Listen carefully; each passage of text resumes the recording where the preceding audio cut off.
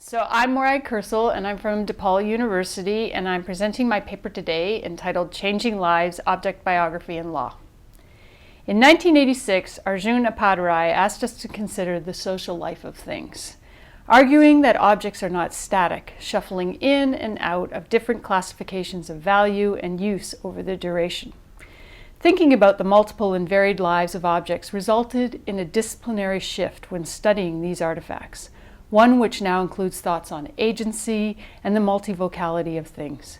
Some 25 plus years later, I'd like to examine the lives of early Bronze Age things from the Dead Sea Plain in Jordan. Many of you know that this has become a pet obsession of mine as I follow pots here and there. I'm interested in how various legislative efforts have shaped, both positively and negatively, the life of a thing. According to Machet, these things, and things here I mean early Bronze Age pots, can be divided into four types. Commodities by destination, objects intended by their producers principally for exchange. Created for burial with the dead, the thousands of ceramics from the early Bronze Age sites along the Dead Sea Plain were produced for sale or exchange. Commodities by metamorphosis are things intended for other uses that are placed into the commodity state. The early Bronze Age grave goods can be looted and then enter the marketplace, or scientifically excavated. Commodities by diversion are objects that are placed into a commodity state, although were originally protected from it. The looted mortuary artifacts from these sites enter the antiquities market, and if we are truly cynical, original grave goods, then excavated objects, are placed in museum vitrines for the paying public to experience. And then as ex-commodities, things retrieved either temporarily or permanently from the commodity state and placed in some other state. Artifacts that were purchased on the market are now in curio cabinets in a collector's home or in a museum exhibition, and here we are not being cynical. I would argue that a single pot from Baba Dra can be all four types in its lifetime, and that in these various incarnations, the pot can be affected by law. In the early Bronze Age, Dead Sea Plain people were buried with pots. The sites of Baba Dra, Anak, Feifa, and Numera once housed thousands of pots, some excavated systematically, some illegally removed from their final resting places. In the examining of our life of a single pot from Baba Dra, let's suppose that the pot remained buried with its intended owner or user until the later part of the 19th century. The first such potential meeting between formal law and this pot was during the Ottoman period. In response to increasing foreign interest in the area and the expropriation of the Pergamum altar and the looting of antiquities from the empire, the Ottomans passed a law in 1874 in order to regulate the movement of antiquities uncovered during archaeological excavations.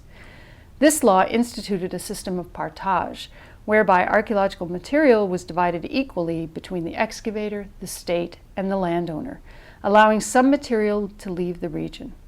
The next legislative attempt to protect the cultural material of the empire came in the form of the Antiquities Law of 1884. This law permitted the export of cultural material with a valid license and with the approval of the Imperial Museum. An early Bronze Age pot excavated during this period would have been subject to the laws of the Ottoman Empire. As part of a partage arrangement, the pot could now be housed in Boston, Chicago, London, or Toronto, or it could have been bought and sold in the markets of Amman and Jordan and Jerusalem. The next law or ordinance that a Baba Dra pot might encounter in its life is the British Mandate Ordinance of 1929. On December 9, 1917, Jerusalem surrendered to the British forces, marking the beginning of 30 years of British rule.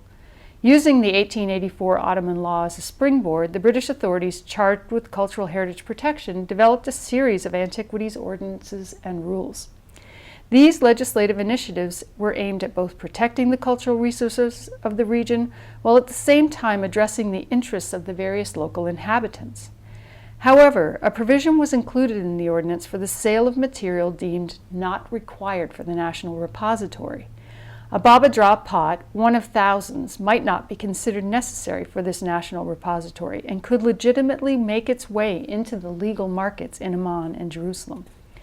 By 1930, a system permitting a trade in antiquities by recognized dealers, and under certain conditions, the export of antiquities from the region was well underway.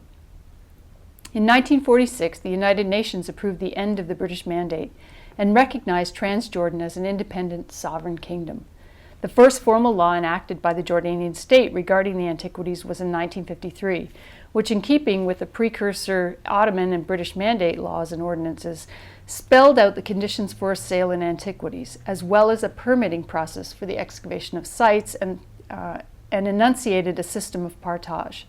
The pots from the early Bronze Age sites could not be sold unless by a licensed agent of the state. They could be transferred out of Jordan as part of a division of excavated materials. In the aftermath of the 1967 war and the Israeli acquisition of the West Bank, Gaza, Jordan and Egypt rewrote their cultural heritage protection laws. The Jordanian law of ancient antiquities of 1966 vested the ownership of antiquities in the state, although there was still a sanctioned trade in antiquities, and the provision for partage still existed. In 1965 and in 1967, responding to reports of looting, Paul Lapp excavated thousands of pots from the tombs at Baba Drah. The pots from those excavations were divided between Lapp and the government of Jordan, some staying in Amman and some being relocated to Jerusalem, where Lapp was based. At the same time, pots were still being looted from the Baba Drah landscape, even though they were considered property of the state. In 1974, Jordan ratified the 1970 UNESCO Convention on the means of prohibiting and preventing the illicit import, export, and transfer of ownership of cultural property. In ratifying this convention, Jordan agreed to abide by the principles outlined in the document and to aid other countries in preventing the illegal movement of archaeological objects. At the same time, other member states agreed to protect against the illegal importation of Jordanian material across their borders. While the 1970 Convention is not law, it is a customary form of agreement between member states to protect against illegal import-export of artifacts. Pots looted from the early Bronze Age sites were now subject to seizure at borders of countries that had also ratified the 1970 Convention. Prior to 1976, the Jordanian Department of Antiquities licensed shop owners to sell antiquities. But in response to the ongoing looting of archaeological sites and thefts from museums, the Jordanian government decided to ban the trade in 1976. 2 years later, in 1978, Israel enacts a law which allows for the continued legal trade in antiquities. The 1978 law creates this paradoxical situation where illegal excavation of antiquities is prohibited by law, but the same law permits the sale of antiquities, even though some of them may originate from illegal excavations in places like Jordan, Palestine, or other parts of Israel. Looting along the sites and the Dead Sea Plain continued apace as demand dictated the need for pots from the time of Abraham and Sarah. In 1988, Jordan enacts a more comprehensive antiquities law, upholding the ban on illegal trade in antiquities and continuing the practice of partage. Pots from Jordan are still subject to this law and its subsequent amendments and associated regulations. Whether they're commodities by destination, commodities by metamorphosis, commodities by diversion, or ex-commodities, early Bronze Age pots live multiple lives and are all affected by multiple laws. 25 years ago, Apadarai and Kopitov examined the social, political, and economic lives of things, leaving out what I would argue is an important aspect of the biography of objects, their legal lives. Some lives are by choice, as grave goods placed with a revered ancestor or as excavated objects, unlocking secrets of the past. Some lives are by coercion, as looted artifacts ripped from their context sold in the marketplace. Laws are enacted to preserve and protect the pots from the early Bronze Age landscape in Jordan, but as demand for these pots continues, laws are broken and valuable information about the past is lost.